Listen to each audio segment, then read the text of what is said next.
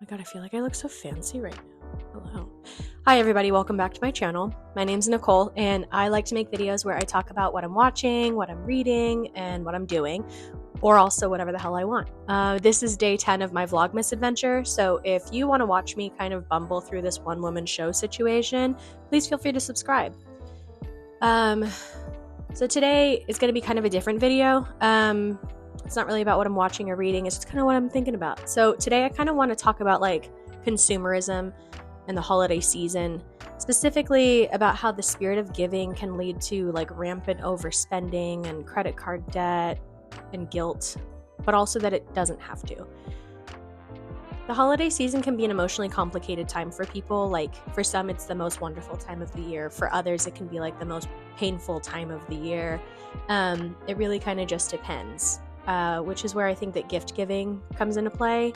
Now, here's a couple disclaimers I want to get out of the way really quick. Like, I love holidays. I want to make that very clear. I love giving gifts. I love receiving gifts. I love buying things. This is exactly why I'm making this video. I love buying things so much. And I used to be so afraid of people not feeling appreciated during the holiday season that I would put all of Christmas on a credit card. Year after year after year after year. I spent most of my 20s just kind of living outside of my means, and this would ramp up especially hard during the holiday season.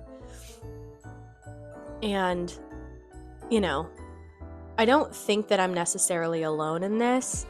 I hope I'm not alone in this. Otherwise, this whole video is going to sound like the ramblings of an irresponsible asshole. But I think that I just became really susceptible to like all the subliminal messaging, the flashy ads, the novelty, the sticker price, like. But also, you know, on average, Americans spend an extra $800 to $1,000 in December every single year. Not to mention another $1,950 on holiday travel, according to NerdWallet. And now more than ever, it is like so easy to spend money that you don't have on things that people don't need, nor did they ever even ask for. Like TikTok Shop has turned my feed into the home fucking shopping network. Every other video, like somebody is trying to sell me something stupid. Every retailer has a sale, a deal, a get it before it's gone kind of scheme. Like they are so good at making you spend money. And now you can pay for things in installments like literally everywhere. Now you can even pay for things with your literal fucking face. It is that easy. It is dangerously easy. Also, like, just as a sidebar, I feel like the revival and like repackaging of the concept of like layaway is really kind of saying something about the state of our economy right now. Like, I'm no armchair economist or anything, but like, if every website is saying like, oh, you can't pay for it right now, don't worry, you could pay us like $5 a month for like 18 months. I feel like that means like we're really struggling as a society. You know, like the last time layaway was really huge was in the 70s when everything was like really shitty. And this year, I mean, like between mass layoffs, inflation, the return of student loans, like who is thriving right now? Like, please raise your hand. Like, tell me your secrets. Like, every year, I feel like the holidays would always sneak up on me, and I would feel obligated to try to match the spending of other people who made more than me or could give more than I could. Even though it was never a competition, it was like really all just like in my head. Nobody ever made me feel bad about it, you know? I always would try to make sure to give every single friend a little something, even if I didn't really know them that well, and even if it was my bottom fucking dollar. And where that got me was just shoulder deep into credit card debt. And this credit card debt has followed me from job to job, state to state, through layoffs, through the pandemic. It is literally my longest relationship. So now that I'm a little older and hopefully a little bit wiser, I'm kind of trying to reframe the way that I look at giving gifts or receiving gifts, shopping in general. And don't get me wrong, like I'm not a minimalist. I wouldn't say I'm a maximalist either. I just like don't throw things away as often as I should.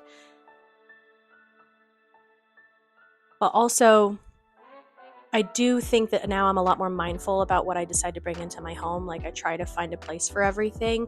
And also when I give gifts, I'm trying to like make sure I'm not giving people stuff just to give them stuff. And also I am trying to be more mindful of like what I truly, truly, truly can give and what I absolutely can't. Being a millennial that like is now watching Gen Z and the whole TikTok shop kind of just go off I'm like watching people kind of spend really hard, this like aspirational, something about like TikTok right now that just kind of has so much like aspirational content. And I'm seeing so many people with all these like haul videos and all these things that like I can't help but worry that it is kind of going to pull a bunch of other younger people like into the same debt spiral that I found myself in my 20s. So I guess I'm making this more than anything to try to like help other people avoid what I went through and what I'm still going through, because it really fucking sucks. But anyway, so here's a few takeaways from like 10 years of shopping really badly for Christmas presents I would like to impart onto you, even though you did not ask for this. Also, I'm just kind of trying a new thing where I'm like adding little graphics, and I went a little hard on these, so like sorry in advance, and also tell me if it sucks in the comments, okay? Number 1. My main takeaway is nobody wants you to go into debt for Christmas. I feel like it doesn't always like land when people say things like, you didn't have to get me anything when you get them a gift. Like sometimes you kind of take it as like they're just saying that, but you literally don't have to. If you're balling on a budget, which again in 2023 I feel like most of us really are, don't spend your bottom dollar on getting gifts.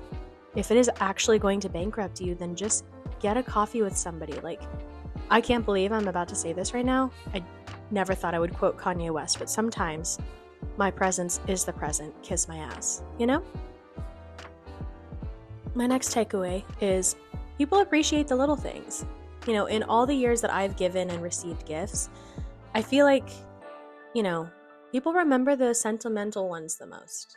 The handmade gifts, the gifts that are so them, you know, the gifts based on a conversation back in April, like the gifts that make you feel heard or seen or valued, or, you know, that somebody really knows you. Sometimes sentimental gifts are a handful of small things or practical things. Sometimes it's gift cards to the gas station or the grocery store for somebody who got laid off this year and is really struggling. Sometimes it's a journal with like a pressed flower from back home. Like sometimes it's drinks with a friend. Sometimes it's a picture frame full of movie ticket stubs from all of the dates that you've went on. My point is, thoughtful doesn't have to mean expensive, and also there's no price tag on that. My other takeaway here is giving gifts shouldn't be a dick swinging contest, okay? It is supposed to be a way to show people that you care about them, not a snapshot of your net worth. Like, nobody is keeping score, and if they are, get new friends. My next takeaway is giving gifts doesn't have to be a reciprocal thing. Like, if you get a gift from somebody and you didn't get them anything in return, it doesn't make you a shitty person. And your gift in return is your gratitude. That's all the gift that they need. People don't always give gifts expecting something in return. My last takeaway is that time is the resource that you never get back, okay? This is something my partner reminds me of all the time, and it's very annoying. But it's also because I tend to do things the hard way. And it's the truth. Time is the most expensive resource that you have. It is something everyone and everything is trying to take from you all of the time, and it is also the one resource that we can never get back. We do not get more of it. So back when I spent like crazy, because who gives an 18-year-old a credit card? Spoiler alert, Target does. I used to just go buy stuff and be like, I'll just pick up more shifts, I'll pay it off later, whatever. So now I look at purchases not in dollars, not in cost per use, but in hours of my time. Like that weird bra on TikTok that looks like a bulletproof vest. Yeah, it'll smooth out my back fat, but how many hours do I need to work in order to pay for that? And if I put it on a credit card, how many hours are added to that initial price?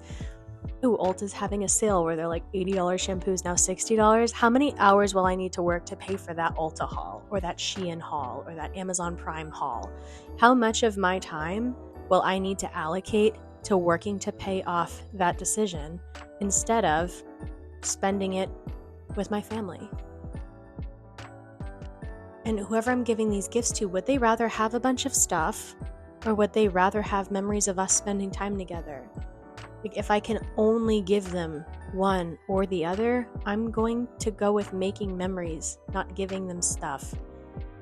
This is going to get heavy, and I apologize. I feel like I'm getting really emotional right now and possibly a little vulnerable, but the reason that I bring up time is because back in 2019, we had just moved here. I wasn't making a lot of money, and I couldn't come home for Christmas. I told my family, I'll be there next year. 2020 is going to be our year. Well, we all know how that kind of turned out, don't we?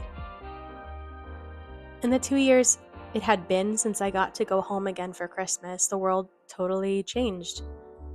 My childhood dog passed away before I got to see her for one more Christmas. I lost 2 Christmases with her, with my family, with my friends, in my hometown. I lost 2 Christmases where I couldn't be home.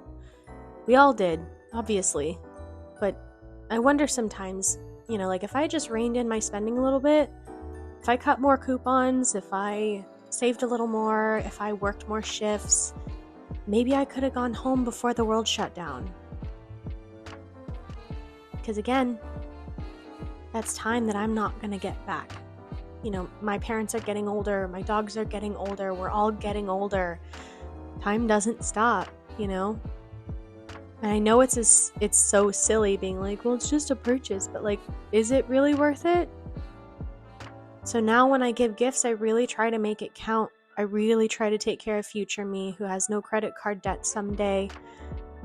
And I say all of this to say to you, whoever is watching, whoever else is stressed out about Christmas spending, truly take care of yourself first. If that means getting smaller gifts or not giving gifts this year, that is okay. People will understand. This has been a really hard year for all of us, but we made it through another year, and that is gift enough, Spending another holiday season with your friends and family is genuinely priceless. I don't take that for granted. Also, if you do get shit for not being able to afford presents, then you need to get new friends. That's it from me. Thanks so much for watching. This got a little personal, so thanks for sticking through it. But let me know in the comments, what was your favorite gift that you've ever received? Comment down below. But otherwise, I'll see you tomorrow.